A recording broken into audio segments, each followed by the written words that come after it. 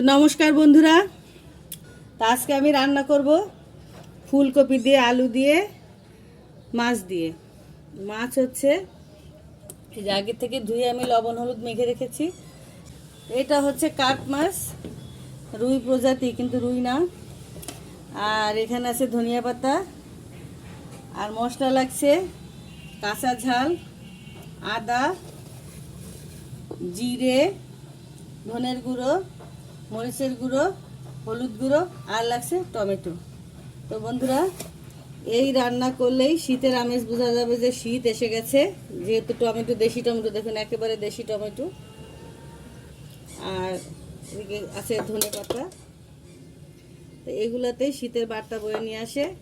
তো বন্ধুরা, এখন আমি মশলা বেটে নেব, আদা আর জিরেটা বেটে নেব, নিয়ে রান্না শুরু করে দেবো। অলরেডি আমি চুলায় কড়াই বসাই দিয়ে আসছি, কারণ আমার গ্যাসের চুলায় একটা ফ্লেম কম, আর সেই কারণে আগে থেকে কড়াই বসাই দিয়ে আসছি।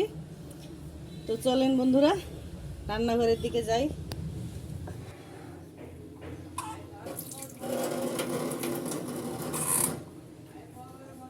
কিছু কাঁচামরিচ আস্ত চিড়ে চিড়ে দেবো, আর কিছুটা বাটা দিয়ে দেবো, হালকা বাটা করে দেবো।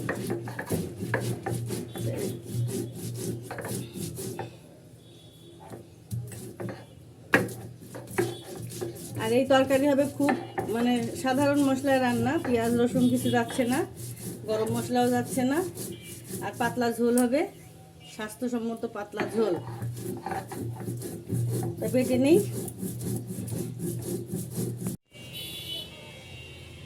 তো বন্ধুরা, আপনাদেরকে আগেই বলেছিলাম যে কড়াই বসাই দিয়েছি এবং তেল দিয়ে দিয়েছি। তেলটা আর একটু গরম হলে আমি মাছ ভাজা বসিয়ে দেবো। তো বন্ধুরা, আমি কড়াইতে মাছ দিয়ে দিয়েছি। এই মাছ লাল লাল করে ভেজে নেব। তো হতে লাগবে বন্ধুরা, যেহেতু জাল কম, একটু সময় লাগবে। মাছ ভাজা হয়ে গেলেই আমি ফুলকপি বসিয়ে দেব। মাছ আমি উল্টে দেব।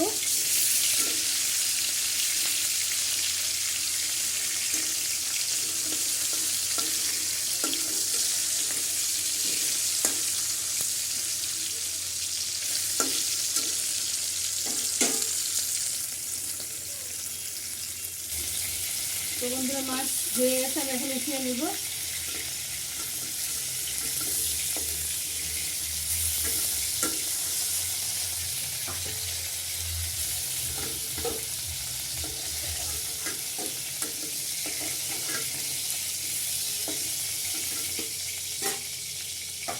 ফোড়নের জিরা দিয়ে দিব।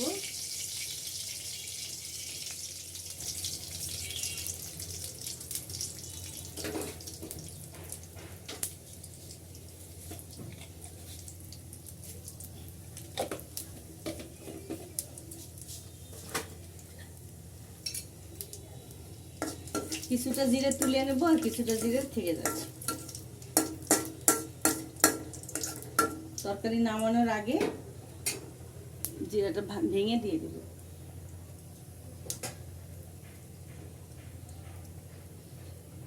একটু জাল কম, যে জিরাও হইতে সময় লাগতেছে।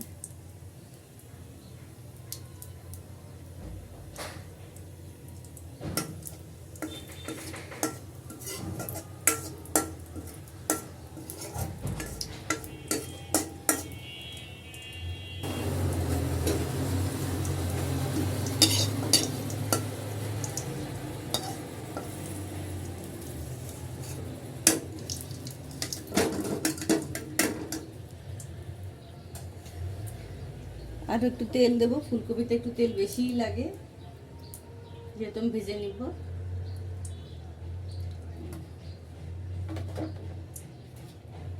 এবার আমি আলু, ফুলকপি আর চেরা মরিচগুলো দিয়ে দিব।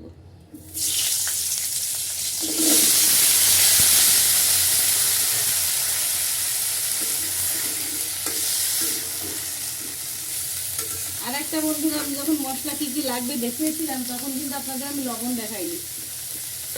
এখন আমি লবণ দিয়ে দিব।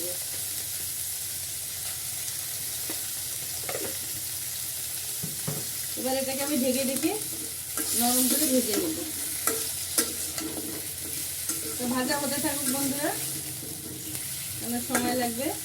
চুলার জাল কম, বারবারই একই কথা বলছি আপনাদের, চুলার জাল কম, চুলার জাল কম। এখন টমেটোটা কেটে দিয়ে দিব।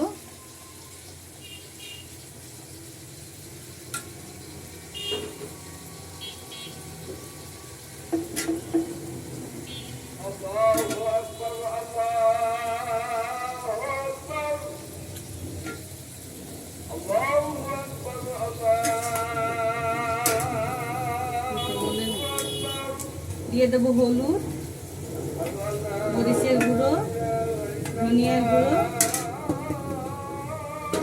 আর দিয়ে দেবো বাটা মশলা, জিরে, আদা আর কাঁচা ঝাল বাটা।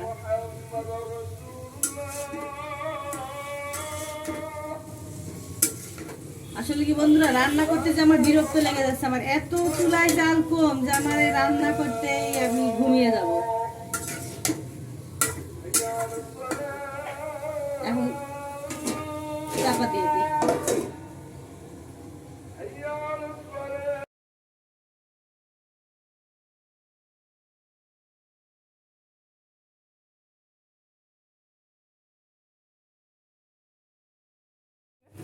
তো বন্ধুরা, এখন আমি মাছ দিয়ে দিব।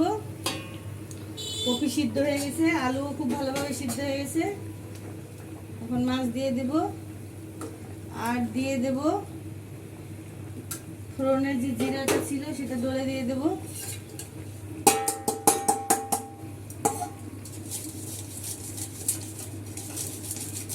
একেবারে গ্রাম্য বাংলা রান্না এলাম বন্ধু।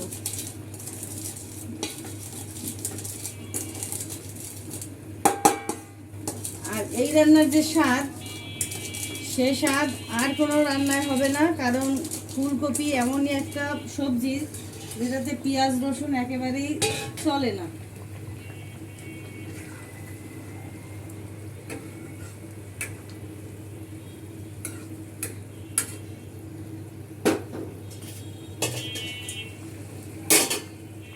ধনেপাতা আমি দিয়ে দেবো, দিয়ে একটু পরে আমি নামিয়ে নেব।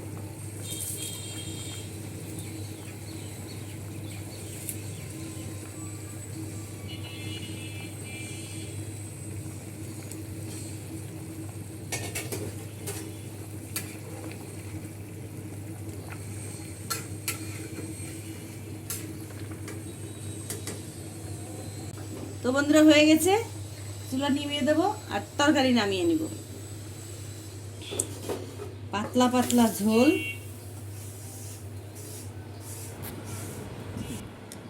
তো বন্ধুরা, হয়ে গেল আমার মাছ দিয়ে ফুলকপি রান্না। তো এই রান্না যদি আপনাদের ভালো লাগে বন্ধুরা, লাইক করবেন, শেয়ার করবেন, আর একটু সাবস্ক্রাইব করে দিবেন। আর যদি মনে করেন তো একটু মনে করে একটু কমেন্ট করে দিবেন, ভালো করলাম কি খারাপ করলাম, তা আমার পাশে একটু আপনারা থাকবেন, এটাই আমার বলা। তো আজ বন্ধুরা এই পর্যন্তই। আর এইভাবে করে আপনারা কিন্তু অবশ্যই খেয়ে দেখবেন, কত মজা, পাতলা ঝোল। তো বন্ধুরা, থ্যাংক ইউ, এই পর্যন্তই।